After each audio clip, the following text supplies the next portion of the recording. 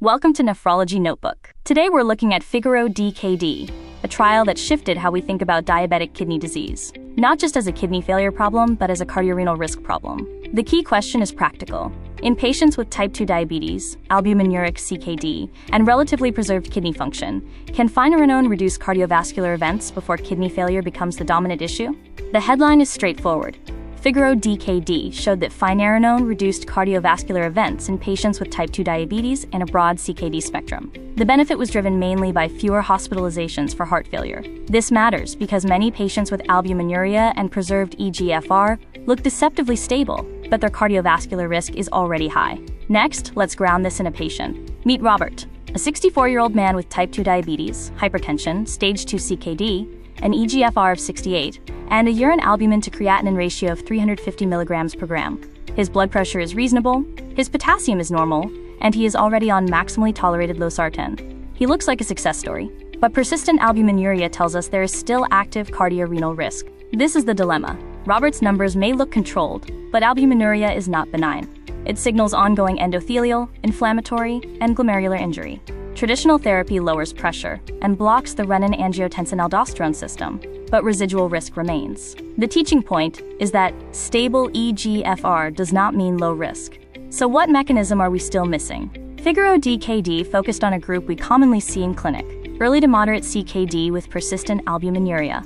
These patients may not be near dialysis, but they are not low risk. Their immediate threat is often cardiovascular, heart failure, ischemic events, and vascular disease, rather than kidney failure alone. Robert sits exactly in this risk zone. Mineralocorticoid receptor overactivation is the biologic target here. In diabetes and CKD, Mr. signaling can amplify inflammation, fibrosis, oxidative stress, and tissue remodeling in the heart and kidney. ACE inhibitors and ARBs help, but they do not fully suppress this pathway. Finerenone was designed to add a complementary layer of protection by directly blocking Mr. signaling. A useful way to frame modern diabetic CKD care is through complementary pillars. RAAS inhibition targets blood pressure and intraglomerular pressure. SGLT2 inhibitors target metabolic and hemodynamic pathways. Nonsteroidal MRAs, like finerenone, target inflammation and fibrosis. The key is not replacement, it is additive protection across different mechanisms of injury. Finerenone is a selective, non-steroidal mineralocorticoid receptor antagonist. Unlike older steroidal MRAs, its structure gives it a different tissue distribution and pharmacologic profile. Clinically, that means we are not using it primarily as a diuretic or glucose-lowering drug.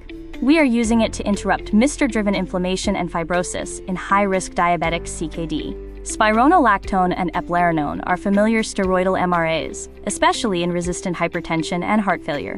Finerenone is different. It is more selective and was tested specifically for cardiorenal outcomes in diabetic CKD. The practical distinction is important.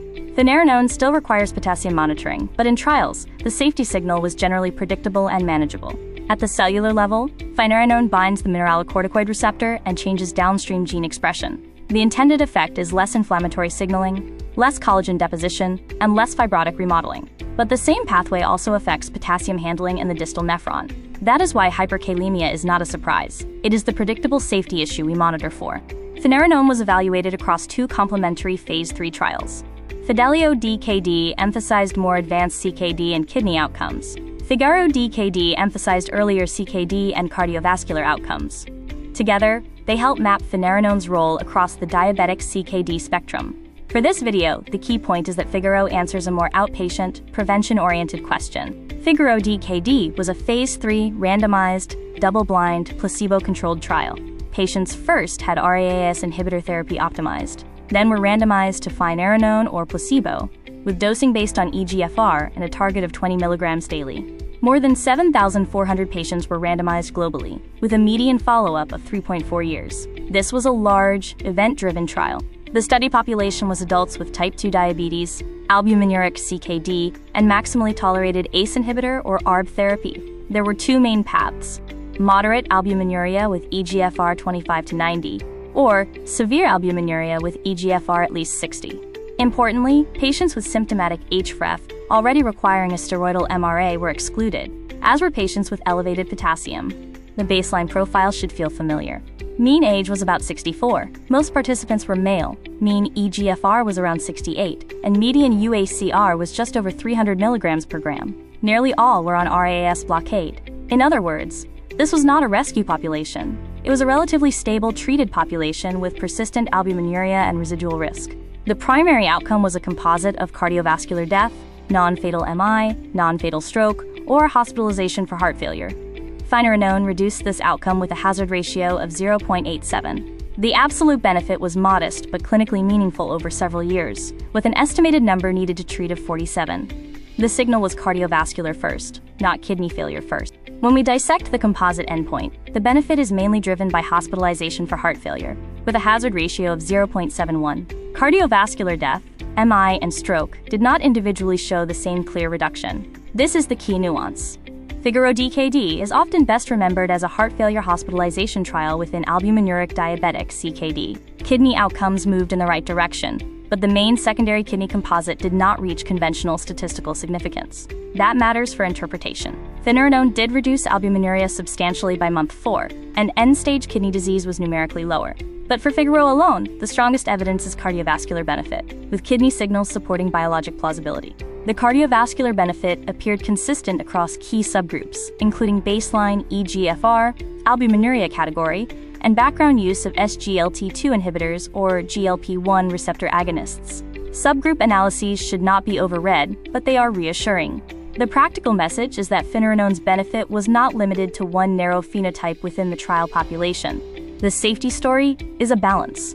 Finerenone reduced cardiovascular events, but it increased hyperkalemia. The potassium increase was usually modest. Discontinuation was uncommon, and fatal hyperkalemia was not seen in the trial. Clinically, this means Finerenone is not a set-it-and-forget-it drug. It is a monitored cardiorenal therapy. In clinic, do not expect major changes in glucose, body weight, or diuresis. Finerenone is not functioning like an SGLT2 inhibitor or a loop diuretic. Blood pressure may fall slightly, but that is not the main mechanism. The practical follow-up is potassium and kidney function monitoring, especially after initiation and dose changes. FIGARO-DKD had several strengths: large sample size, long follow-up, global enrollment, and a high standard of background RAAS inhibitor therapy. It also addressed a common evidence gap: patients with earlier CKD who still carry high cardiovascular risk. That makes the trial highly relevant to outpatient nephrology, primary care, endocrinology, and cardiology. The limitations are also important. The trial population had limited racial diversity, and patients with symptomatic HREF requiring steroidal MRAs were excluded. It studied type 2 diabetic CKD, so we cannot automatically apply the results to non-diabetic CKD. Also, background SGLT2 inhibitor and GLP-1 receptor agonist use was lower than what we would expect today. The cleanest interpretation is this: in albuminuric CKD with type 2 diabetes, persistent risk remains even after traditional therapy.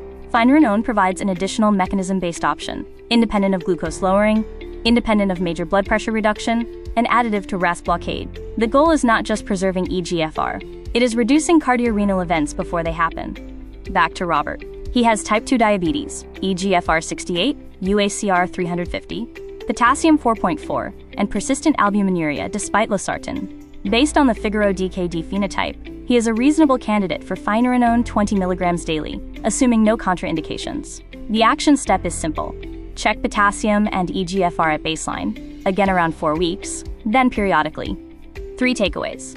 First, albuminuria is a cardiovascular alarm bell, even when eGFR is preserved. Second, Finerenone is a nonsteroidal MRA that targets residual inflammatory and fibrotic risk. Third, in FIGARO-DKD, the clearest clinical win was fewer heart failure hospitalizations. Thanks for watching Nephrology Notebook. Subscribe for more practical kidney teaching built around trials, mechanisms, and bedside decisions.